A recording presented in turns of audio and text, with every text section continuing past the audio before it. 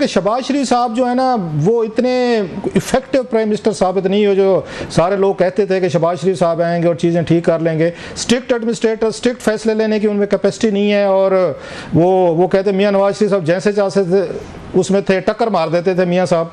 तो ये टक्कर, अब आप जैसा बंदा जो है जो इतना करीब से सबको जानते वो कहते हैं एग्जिस्ट नहीं करती हुकूमत, तो ये तो फिर शहबाज शरीफ साहब की हुकूमत की फेलियर है कि वो चीज़ों को कंट्रोल नहीं कर पा रहे, कि आप भी उनको किसी उस स्कीम ऑफ थिंग्स में नहीं समझते कि ये कोई डिसीजन मेकर है, कोई हुकूमत है, कोई एग्जीक्यूटिव है, कोई बॉस है। तो मतलब शहबाज शरीफ साहब नाकाम हुए हैं फिर। इस वक्त एडमिनिस्ट्रेटिव इश्यूज की बात नहीं है, इस वक्त गवर्नेंस की बात नहीं है, इस वक्त पावर फॉर्मूला की बात है। सर उसी की बात कर रहा हूं। पावर फॉर्मूला वाला उनका वजन ही नहीं है। आप शहबाज शरीफ को छोड़ें, आपने नवाज शरीफ साहब का कोई लफ्ज सुना आपने पिछले 1.5-2 माह में? कहीं खामोशी के सिवा? कल मरियम नवाज साहिबा ने तो बहुत बोली है सर, मरियम नवाज साहिबा तो बहुत सख्त बोली है 2-3 दिन पहले। वो क्यों बोली है? वो इसलिए बोली है कि 8-5 के फैसले का फिक्र नहीं है किसी को। 8-5 के फैसले से क्या हो गया, चले और मेंबर आ जाएंगे, वो और शोर डाल लें पीके के, उससे पावर इक्वेशन डिस्टर्ब नहीं होती।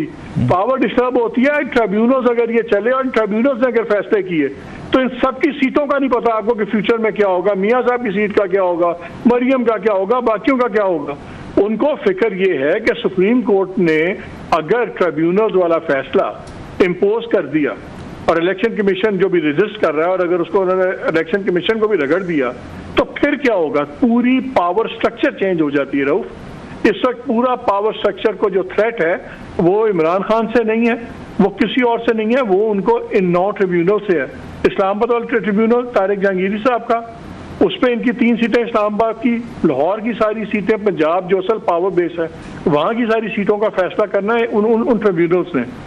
ये जो है ना 9 लोग ये इस तक नजर आ रहे हैं गवर्नमेंट को, इसलिए सारा प्रेशर चल रहा है। हुकूमत अभी से सर ये क्यों तय कर लिया है, आपके पॉइंट में बड़ा वजन है कि ये क्यों तय कर लिया गया है पहले से कि ये 9 जजेस जो आएंगे ट्रिब्यूनल को हेड करेंगे तो ये हमारे खिलाफ ही फैसले देंगे, प्रोसीडिंग होंगी, वहाँ पे चीज़ें पेश की जाएंगी, सबूत अदरवाइज फार्म पेश होंगे, so it will take time. तो आप जाएँ अपना डिफेंड करें, हुकूमत करे, ये जितने MNAs वगैरह हैं करें, मतलब पैनिक मोड में क्यों है फिर हुकूमत को? इनको क्या जजेस, अभी से इन्होंने कहा कि जजेस का फैसलों का इनको पता है, डिसीजन हो गया है कि वो खान साहब की पार्टी के हक में सारे फैसले करेंगे, जितने भी आएंगे सबको उड़ा के रख देंगे और उनकी पार्टी के MNA वापस आ जाएंगे। ये क्यों हुकूमत सोच के बैठी हुई है सर? एक तो जो आप ये साउथ पंजाब वाली अपनी मासूमियत दिखाते हैं ना, मेरा दिल एकदम नरम पड़ जाता है, मुझे आंसू आ जाते हैं मेरी आंखों में। इतने आप मासूम हैं। आप भी देखे जिस तक फिजा क्या चली हुई। सनम जावेद का केस कितना हाई प्रोफाइल केस था, सेलिब्रेटेड केस था ना, रोजाना इससे बातें होती थी। यार ड्यूटी जज ने बरी कर दिया। ड्यूटी जज के पास तो अगर तारीख डालता तो एक्सेप्टेड नॉर्म है कि ड्यूटी जज तारीख डाल देते हैं, हाँ जी जो केस है वो है। जब ड्यूटी जज आपके फैसले करने शुरू हो जाए आपके खिलाफ, जब ATC के 3 जजेस पूरी शिकायतें करनी शुरू हो जाएं, जब हाई कोर्ट्स आपके खिलाफ खड़ी हो जाएं, उस वक्त फिर आप कहते हैं कि इन जजों से क्यों डर रहे हैं? ये जो 8 जजेस लगे हुए हैं रऊफ, ये बड़े पावरफुल जजेस लगाए गए हैं। ये मैं किसी से हाई कोर्ट के कुछ लोगों से बात कर रहा था जो बहुत ज़्यादा कनेक्टेड है, who know the judicial scene।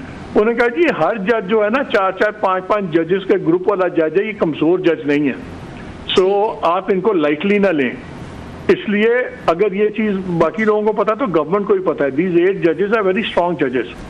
और जो फिजा बनी हुई है इस वक्त तो हवा, क्योंकि कॉन्सेंट्रेशन है, तो इस वक्त तो वो जो फॉर्मूला अंग्रेजी में होता है an enemy is my friend, तो वो फैसला जब सुनाते हैं वो मैसेजिंग करते हैं कहीं और फैसले का बेनिफिशियरी हो जाता है PTI। इसलिए मैंने कहा है कि अगर ये निज़ाम चल रहा है, अगर पॉइंट ऑफ नो रिटर्न से वापस आना है, फौज को जुडिशरी से अपना कॉन्फ्लिक्ट खत्म करना होगा। नहीं, कन्फ्लिक्ट खत्म करने का तो मकसद ये फिर वही है जो आप बता रहे हैं कि खान साहब को वो वापस लें और खान साहब को ये पावर दी जाए, क्योंकि उनका पे फौज की तरफ से ये इतराज आता है कि सारा रिलीफ जो है 9 मई के जी जुडिशरी का कॉन्फ्लिक्ट का खान साहब से कोई ताल्लुक नहीं है। ये जुडिशरी का कॉन्फ्लिक्ट है जो बहुत चीजें हुई हैं, जब घरों में कैमरे लगेंगे, दूसरी चीजें होंगी तो रिएक्शन और आएगा।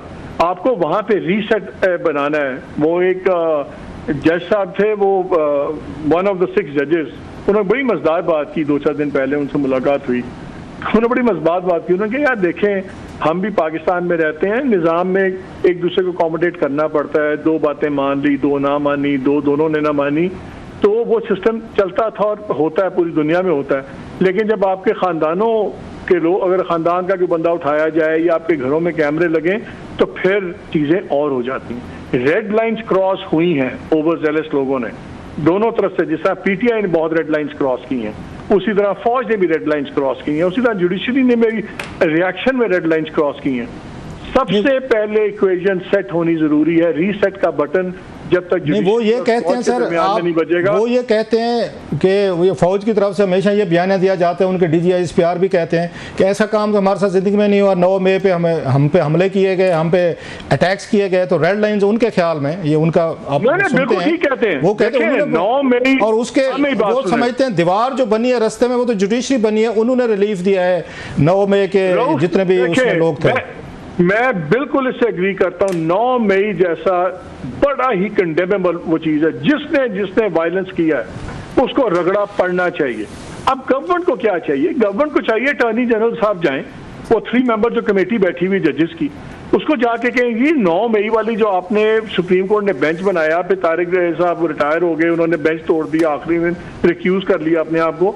आप रोजाना 8-8 घंटे के मुकदमे दूसरे सुनते हैं, हर बात आगे 9 मई पे रुकती है। सुप्रीम कोर्ट बैठे उस केस का फैसला करें। आपने जिधर भी फैसला करना है, आप कहते हैं कि मिलिट्री कोर्ट सुनेंगी या नहीं सुनेंगी, ताकि जिसने भी उसके अगेंस्ट अपील करनी है करे। ये मामला सबसे इंपॉर्टेंट मामला है जो सुप्रीम कोर्ट की वजह से लटका हुआ है। ठीक है, ये बिल्कुल मैं इस बात पे मैं कहता हूं कि इसमें कोर्ट इज रिस्पॉन्सिबल। ये सबसे इंपॉर्टेंट मामला है, इस केस को फैसला करें। बेंच पहले बनता है तो फिर वो 6-6 महीने नहीं मिल रहा, फिर टूट जाता है, फिर उसके बाद किसी को नहीं पता। पूरा मुल्क 9 मई पे लटका हुआ है, और फौज 9 मई पे भी रो रही है, गवर्नमेंट 9 मई पे रो रही है, इवन पीटीआई भी कहती है कि जी 9 मई का फैसले करें, हमारे पे नाजायज हो रहा है, और एक सुप्रीम कोर्ट है उसका बेंच बना के फैसला नहीं कर रही। बिल्कुल ये सुप्रीम कोर्ट रिस्पॉन्सिबल। साहब, जस्टिस अतर मिनल्ला ने न्यूयॉर्क बार में खिताब किया है और उन्होंने जो अपनी सुप्रीम कोर्ट है उसकी माजी के फैसले को चार्जशीट कर दिया। How do you see that? Athar Minallah साहब ने बड़ी एक लंबी गुफ्तगू की, 1.5 घंटे की तकरीबन मैंने वो सुनी है। तो बल्कि हमारी वो साथ वो इंटर्नी है महर खान, तो उनके भी मैंने जिम्मे लगाया कि आप मुझे पॉइंट्स बना के दें। महर ने भी बड़े अच्छे पॉइंट्स बनाए थे, खुद भी मैंने सुनी है, बल्कि जिम में था तो जिम में मैं वहाँ पे खड़े खड़े इसको सुनता रहा हूँ मैं सारा। अब उन्होंने 1.5 घंटे गुफ्तगू की है। इनकी गुफ्तगू पे ये मैं आज जी के साथ कह रहा हूँ, उन पर 1.5 घंटे की गुफ्तगू हो सकती है जो उन्होंने पॉइंट्स उठाए हैं वहाँ पे, मतलब इक्वली कोई 1.5 घंटा उस पर गुफ्तगू हो सकती है। तो लेकिन टाइम नहीं है साहब, हमने 5-6 मिनट में सम अप कर रहे हैं, और भी टॉपिक बड़ा अहम है हमारे पास अगले सेगमेंट में। 2-4 चीज़ों का उन्होंने अहाता कि मैं उन्हीं को टच करूँगा। एक तो वो कहते हैं ना, वक्त या तारीख जो है ना अपना फैसला करती है कि फ़लाँ इंस्टीट्यूशन ने, फ़लाँ जज ने, किसी जर्नल ने या किसी प्राइम मिनिस्टर ने या किसी ने भी जो लाइफ में जो भी फैसले किए होते, वक्त फैसला करता है कि वो ठीक था या गलत था। तो वक्त ने कम अज़ कम आज 2 फैसले तो